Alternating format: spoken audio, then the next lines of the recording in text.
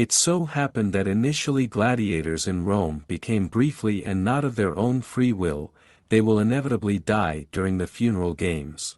The first gladiatorial games were a sacrifice to the gods, and those who survived the battles were later murdered anyway. It was only at the end of the 2nd century that the arena games ceased to be a send-off to the last journey of a respected patrician, but became a spectacle in itself. The first gladiators were prisoners of war, then by order of the Roman court they were sent to the arena. Those who were sentenced to death were generally banally killed during games. But those who were not condemned to death, but, by the sword, entered the ludus, gladiator school, and passed the path of a real gladiator. But of course, over time, there were fewer and fewer prisoners in this way, although the scale of gladiatorial games only increased. In 65 BC, Julius Caesar, as part of the election campaign, held games with the participation of 640 gladiators, after which several thousand people could take part in the show. There were many people imitating naval battles in Naumachia. Gladiators began to accept into their ranks not only prisoners and criminals, but also ordinary slaves who were bought by the owner of the ludus, that is, a lanist. Free citizens could also become gladiators. At first, there were very few of them, because it was believed that the gladiator was not just a doomed person, but he had already been sacrificed to the gods of death and was therefore not considered fully alive.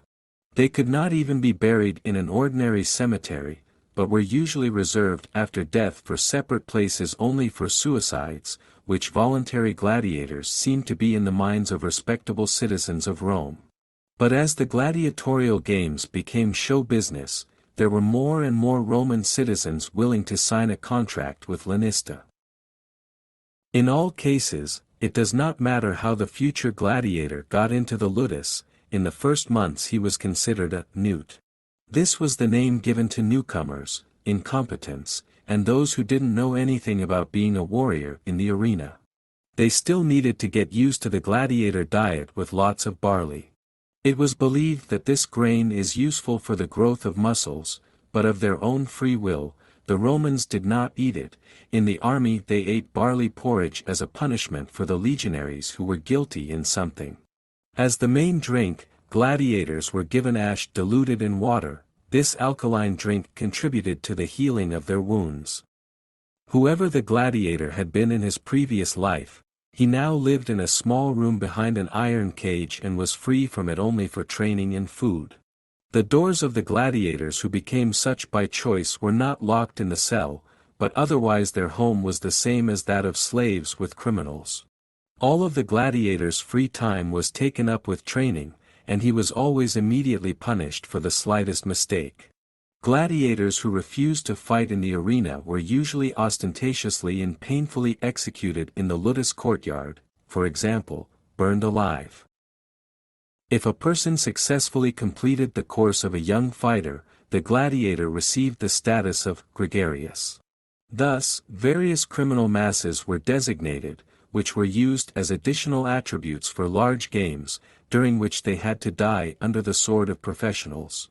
However, after the first battle in the arena, they received the status of a novice fighter. In the future, his gladiatorial career was determined only by one criterion: victories in duels.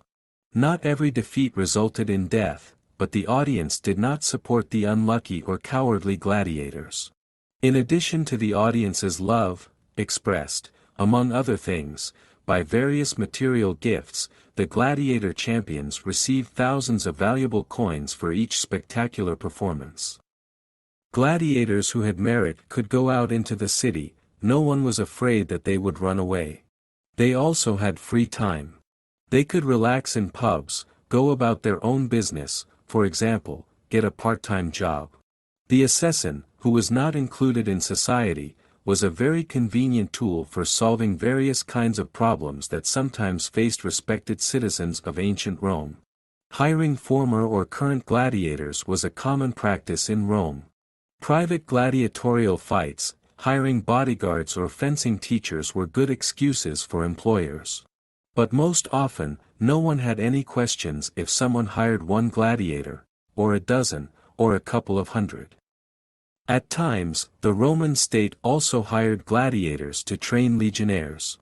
An ordinary legionnaire only dared to fight in formation, and that was all that was needed to win battles. Sometimes, however, it was necessary to be able to fight one-on-one. For example, the commander's guards must have such skills. If the need arose, it was the gladiators who trained the legionnaires, since the gladiators' fighting skills were developed and tested during numerous deadly duels in Roman arenas.